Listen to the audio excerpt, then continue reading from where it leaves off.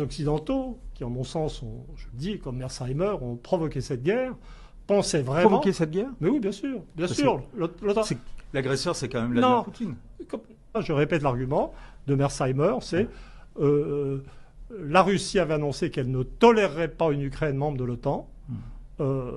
L'Ukraine était de facto membre de l'OTAN parce que son armée était réorganisée par les Américains, les Anglais et les Polonais. Et la Russie a fait une guerre préventive, ou fait une guerre de son point de vue préventive. Je crois que les Américains ont plus ou moins été dans la situation de provocateurs, donc provoquant cette guerre, poussant les Russes, les adossant et les forçant ça. Mais, parce qu'ils avaient, les néoconservateurs américains, travaillé avec l'hypothèse que la mécanique des sanctions allait détruire la Russie.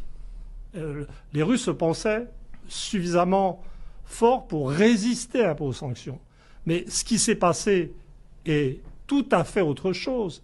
C'est que la Russie a beaucoup mieux résisté aux sanctions qu'on l'imaginait.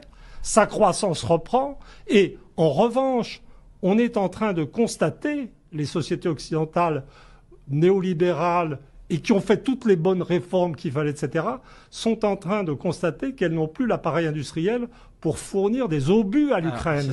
Et maintenant, l'enjeu, les gens disent, il ne faut pas humilier Poutine. Enfin, les gens sont dans une sorte de rêve. Depuis que la Chine a compris que la Russie avait de larges chances de s'en sortir et est en train d'entrer dans le jeu avec sa base industrielle, je veux dire, c'est l'OTAN qu'il s'agit d'abattre pour les Russes maintenant. Les gens n'ont pas compris le niveau des enjeux.